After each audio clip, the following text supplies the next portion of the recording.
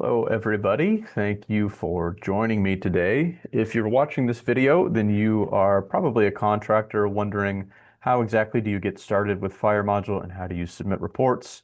Today, we're going to go over a few things, basically six things. One, how to sign up. Two, how to submit a report. Three, how to subscribe to a department. Four, how to view invoices. Five, just how to navigate the contractor dashboard, and six, how to manage other users at your company. So first thing we're going to do is we're going to go ahead and just get signed up here. It's a very simple process. Let me just walk you through it here. So we'll sign up as a contractor. Nobody at our company or branch has created an account yet. So this will let us go into the company info.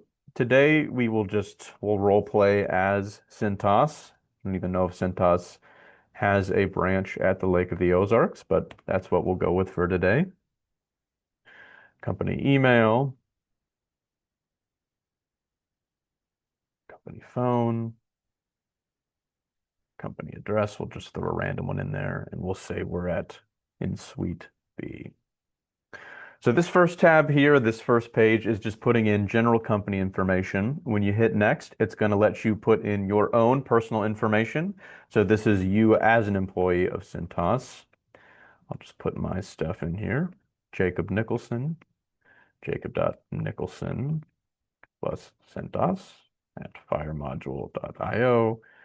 Throw in a random password. We won't need it. So this is how you will log in each time you want to access FireModule. Now, if you want to invite other people at your company, let's say you're the main admin signing up, you have some other people with you that you would also like to give access to your portal, you can go ahead and put their email information, their work email information in here. We'll say Cintas3 at FireModule. You can add as many people to this as you like, and basically once you're finished with the sign up process, they'll be sent an invite link to sign up. There's other ways that you can invite people that we'll get to a little bit later, but if you know that right off the bat there are going to be other people you want to have access to your portal, you can go ahead and add them here in this step. Next step is just going to be what states does your branch or branches perform inspections in? So if you're someone big like Cintas, we're not asking, what are all of the states in the United States that Cintas performs work in. We're just asking specifically about your branch. So for the sake of this demonstration, we'll go ahead and say Florida. Now, based on the departments that you select, or I should say based on the states that you select, it's going to show you the departments that we have in each of those states, and you'll go through and you'll put in how often your company does work there. So again, for the sake of this presentation, we'll say we primarily do work in Coconut Creek, say a few jobs per week. These other ones, maybe a few jobs per year, rarely, almost never. Few jobs per year, rarely, almost never. Once you have those filled out, it'll take you to the next step here. How many inspectors or technicians perform inspections at your branch? We'll say 2 to 5. And that's a majority of the information input. You can take a look at the terms of service, the privacy policy. Once you agree to those, it'll go ahead and push you through here. Now, you're not all the way done with that sign up process yet. There's one more step we like to offer folks. I know that some contractors have difficulty identifying which particular premises or buildings they service fall into which jurisdictions. So we basically take you to another page with the opportunity to upload some information, basically the premises you service. If you don't know which ones fall into which particular jurisdictions, we'll go ahead and click that here. You can go ahead and upload a CSV file of your premises that your company services, and we'll send you back a list of which premises fall into which jurisdiction. But if you have everything under control, you know what goes where, you can go ahead and skip this step.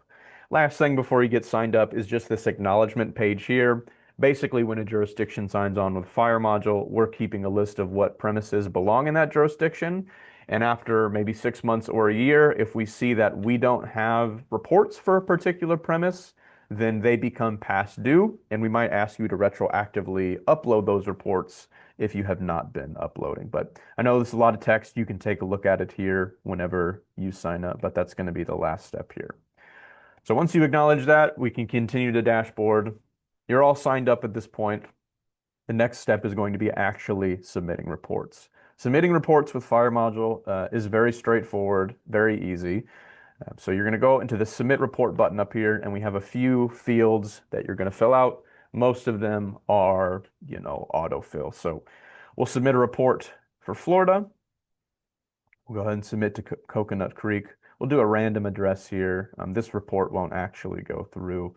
If you have, let's say, 123 Main Street, you have a sprinkler in building 1, a sprinkler in building 2, a sprinkler in building 3. All of those reports will be separated unless, they're all on the same system. So in this scenario, we'll just say we're submitting to building 2 in a cluster of apartment complexes. Go ahead and put in the building owner's phone, the date that inspection was conducted. We'll go ahead and put, let's do fire alarm. Say it was an inspection. If you have an inspection that is deficient and you need to go and upload a repair later, it's very easy. You just select repair from the drop-down and you can upload that report. But for the sake of this demonstration, we'll upload an inspection. The inspection type here will be a 1-year inspection, but you will notice in the drop-down, sometimes it includes, 1 year, 5-year inspection. Other times you'll see other there as well. If you see a particular named inspection, like 1-year inspection here, that's an inspection that the AHJ is requiring submittal for. But sometimes, let's say you go out, you do a semi-annual fire alarm inspection, and there are deficiencies.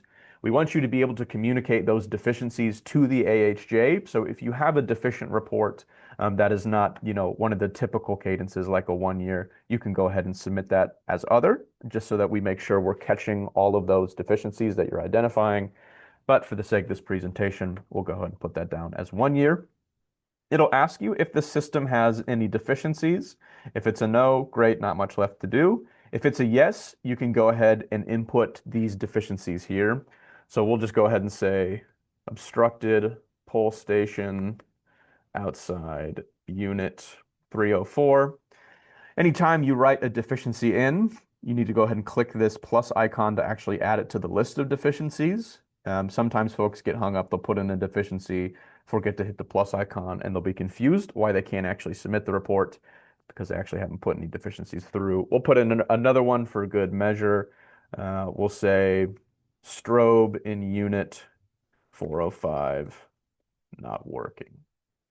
It'll ask you, are any of these deficiencies critical? We'll say no here. It'll also ask you, is there repair already scheduled for this? If it's a yes, you can go ahead and put in that repair date that you'll be coming back out to repair it. If you haven't scheduled it yet, that's fine. You can go ahead and put in a no. And then finally, you upload a copy of the report. We'll put in a sample PDF here, confirm that there are no typos. Just take a quick look over it one more time, and then submit the report. It's that simple. There's really not a lot of things you actually need to go through and fill out when you're submitting a report.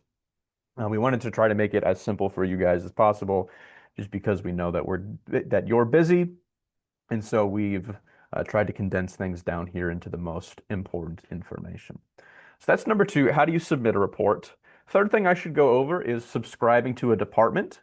Sometimes, depending on the department that you are submitting reports to, sometimes they have opted in to paid features. So let's go through an example here.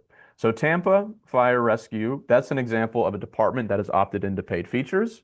And whenever you select one of those departments from the dropdown, it'll tell you this department utilizes paid features. To submit a report, please subscribe. If you're not an admin, have an admin subscribe.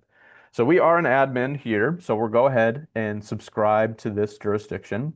What's going to happen, it's going to open a secure Stripe checkout page where you can put in your card information. I won't go ahead and do that here, but it's, as simple as you can imagine. I'm sure you're all familiar with online checkout options, but whenever you do subscribe, it'll give you the department and it'll tell you the dollar amount per submission. And the way that billing works with FireModule is you subscribe to a department, which you're charged for every month, and you're basically charged for the number of reports submitted in that submission period. So very straightforward stuff. Whenever you do go to submit to a paid department, you can go ahead and subscribe here. I won't walk you through that, but I just wanted to get that on your radar. And once you do subscribe, this will disappear here.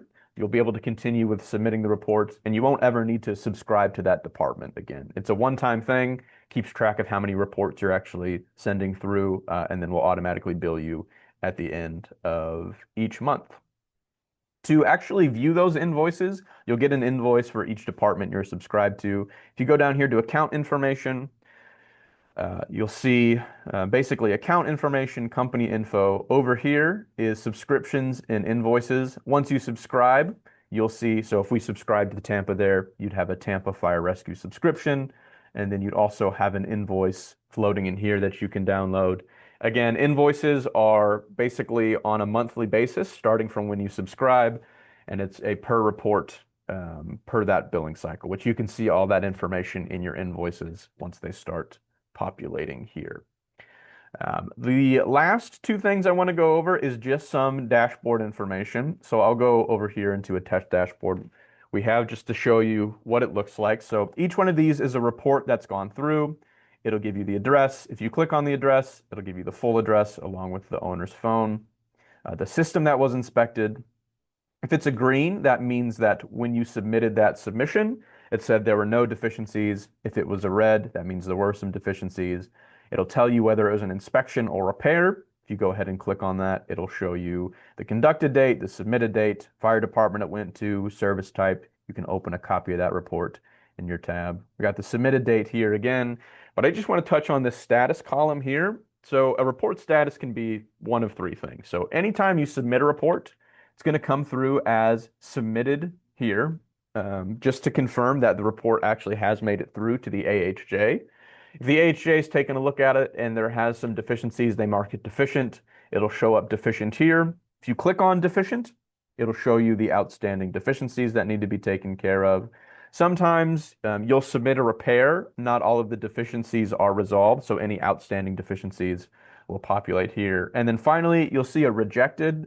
Rarely, this just means that there was a problem with the submission and it was sent back for some reason or another. If you get that email notification, you can log in and see what the rejection reason was. Here, in this example, it was submitted to the wrong department. Looks like it was submitted to Coconut Creek, but it should have been submitted to Plantation instead. It'll just give you a reason why it was rejected and what you need to do when you resubmit it to actually have it go through next time.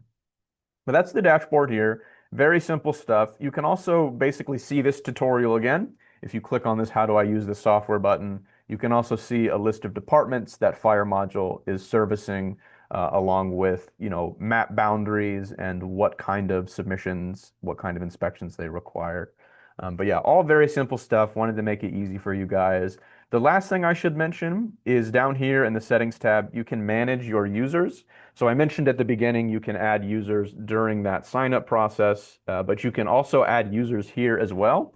So if there's somebody else you want to add to your company, we'll just say Jacob Nicholson, CentOS4 at FireModule.io. You can put in their company email, shoot them an invite link. They'll get that in their inbox, which they can click that link and then put in their information, and they'll be attached to your portal. All you need to do once they sign up is when they create an account, it'll appear here in the Manage Users, and you can just change that from pending to either approved, a regular individual, or if you want to make them an admin, you can do that as well. But that's, most of the information you're going to need to get going here. If you do have any questions, you can always reach me at jacob.nicholson@firemodule.io. You've probably seen it pop up a few times here. You just get rid of the plus CentOS2 at firemodule.io. But yes, we're always happy to help, always want to make things easier if possible. But like I said, that should be most of the information you need. But if you do have any questions, feel free to reach out. Appreciate the time, and hopefully things go smooth.